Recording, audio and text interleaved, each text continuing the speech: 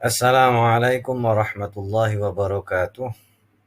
Innal hamdalillah, tsumma shalatu wassalamu ala Rasulillah Muhammad ibn Abdillah wa ala alihi wa sahbihi wa mawalah.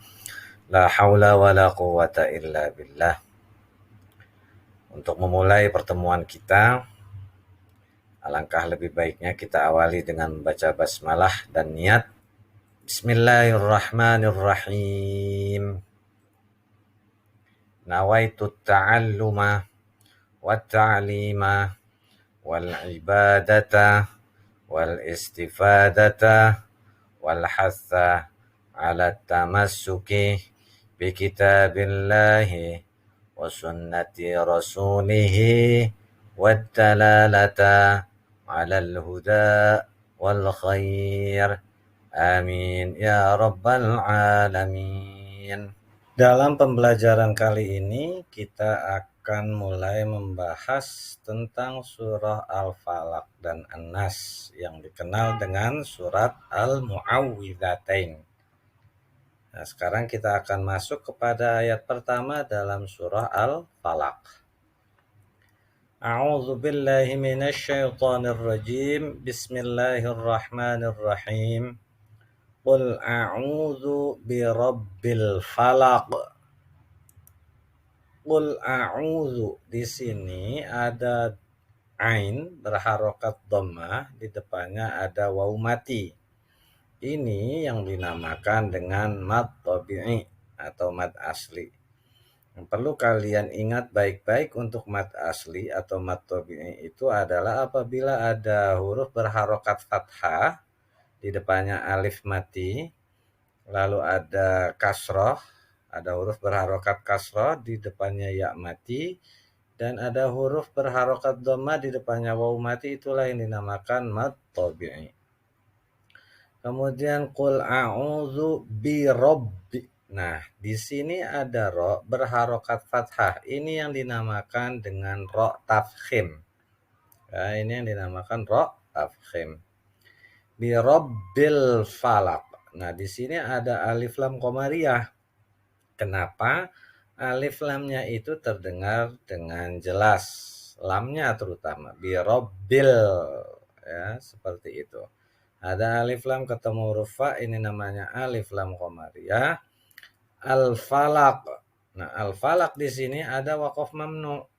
Waqaf mamnu itu adalah tanda waqaf atau tanda berhenti yang lebih baik dibaca sambung atau dibaca wasal. Jadi qul a'udzu birabbil falaq min syarri ma khalaq, itu seperti itu. Namun karena ini ada di akhir ayat, boleh diberhentikan. Namun kalau dia diberhentikan, maka huruf qaf ini dihukumi dengan qalqalah kubro. Kenapa? Ini qaf ini adalah huruf qalqalah. Huruf qalqalah di mana dia berharokat hidup lalu dimatikan. Ini yang dinamakan qalqalah kubro. Adapun untuk pembacaannya, qul a'udzu birabbil falaq. Itu kalau dibaca wasal. Tetapi kalau dibaca waqaf, qul a'udzu birabbil falaq. Itu sampai seperti itu, ya.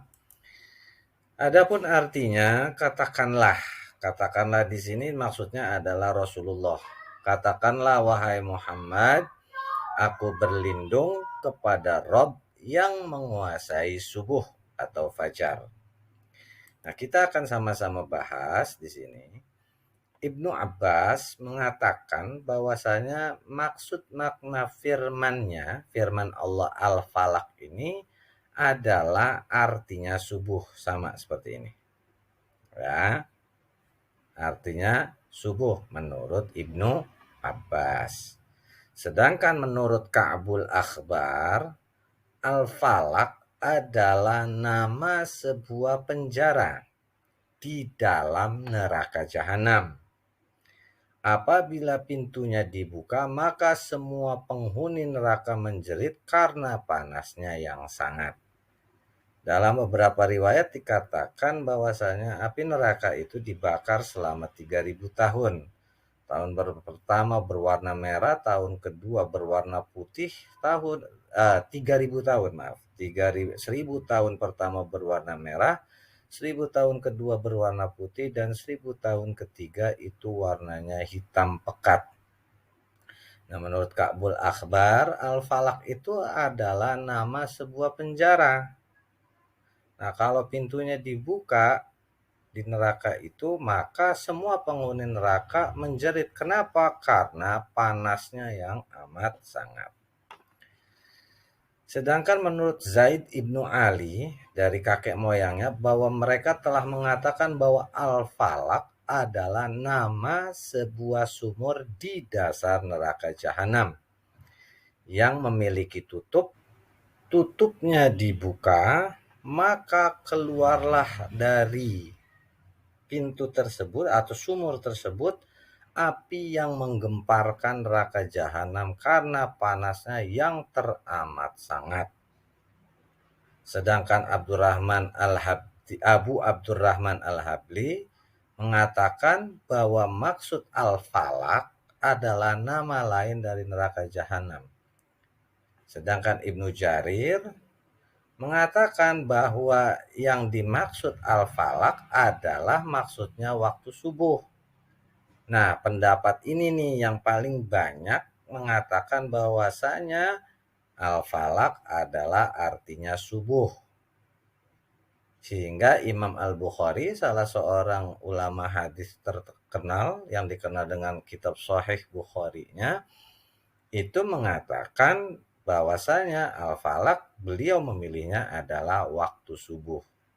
Jadi Al-Falaq itu punya beberapa nama. Yang pertama ada nama penjara di neraka jahanam.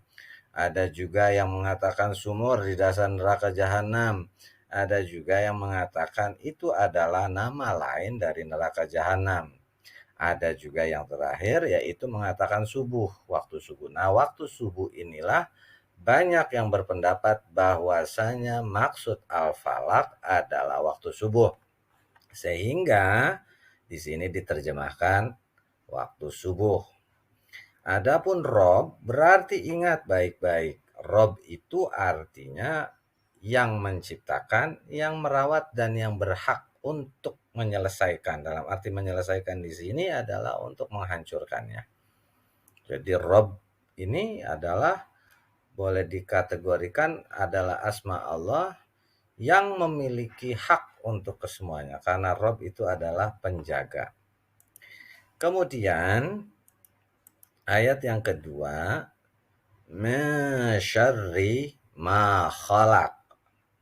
Min syarri ma khalaq. Yang pertama ada nun mati ketemu huruf shin. Ini yang dinamakan ikhfa. Artinya samar ya. Mesyarri, nunnya samar karena masuk kepada shin. Lalu ada ro berharokat kasroh. Ini yang dinamakan dengan ro tarqiq. Kalau ro tafkhim fathah atau domah. Sedangkan ro kasroh itu dihukumi dengan tarqiq atau ro-nya dibaca tipis. Ada fathah ketemu alif. Seperti yang tadi disampaikan, kalau ada huruf berharokat fathah di depannya alif mati, maka itu dihukumi sebagai mad tabi'i. Khalaqa. Di sini sama, ada waqaf mamnu lagi. Dan hukumnya ini pun sama. Ya, kalau dibaca waqaf, dibaca berhenti, maka ini dihukumi qalqalah kubro. Karena huruf qalqalahnya dibaca mati. Nah, kalau tulisannya di Latin biasanya min syarri ma khalaq, tetapi bacanya tidak seperti itu. Min syarri ma khalaq. Kalau diberhentikan. Min syarri ma khalaq wa min syarri ghasiqin idza waqab. Waqoba nanti ya. Tetapi kalau dibaca waqaf, min syarri ma khalaq. Adapun artinya dari kejahatan makhluk yang Allah ciptakan, maksudnya di sini. Jadi ini kan min dari syarri, keburukan, kejahatan, ma sesuatu, kholako yang telah diciptakan. Sementara semua yang ada di semesta ini adalah ciptaannya Allah Subhanahu wa taala.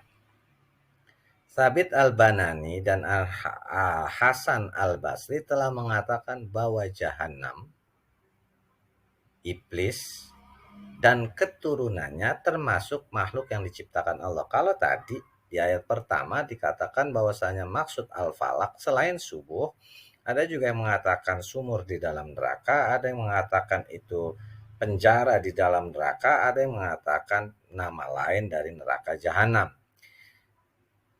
Nah, neraka itu merupakan makhluknya Allah juga, sehingga sebetulnya bukan nerakanya yang harus kita takuti, tetapi Allah lah yang harusnya kita takuti. Karena apa? Karena Allah yang menciptakan neraka itu sendiri. Kalau neraka itu bisa seseram itu, maka Allah yang berkuasalah yang lebih harusnya kita takuti.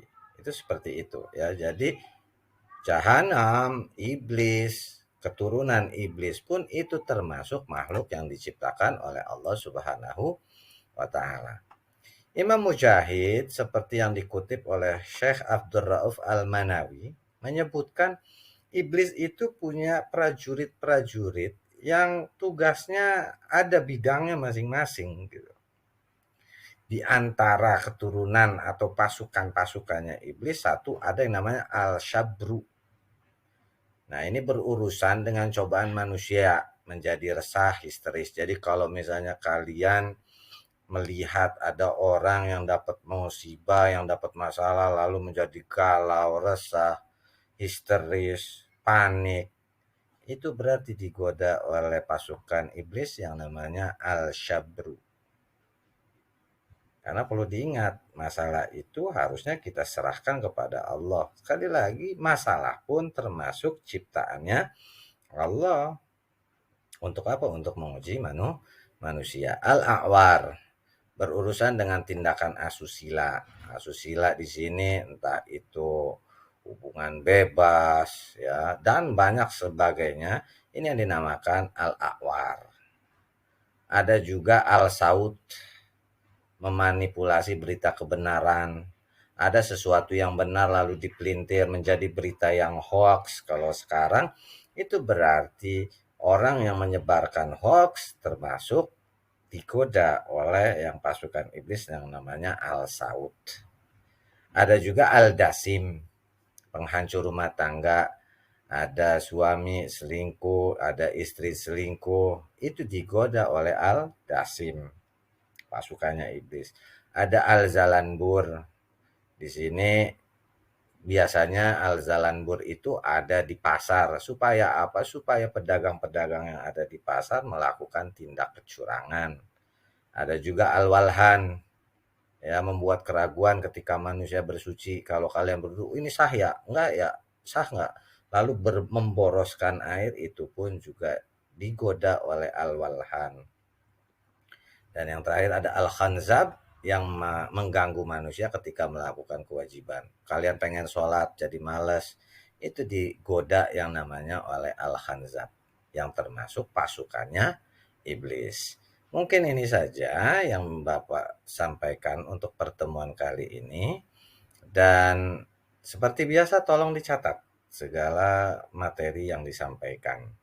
Adapun untuk password dalam mengerjakan evaluasi harian sekaligus absensi, maka Bapak akan menggunakan kata makhluk.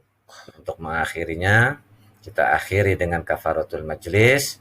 Subhanakallahumma wa bihamdika asyhadu an la ilaha illa anta astaghfiruka wa atubu ilaik.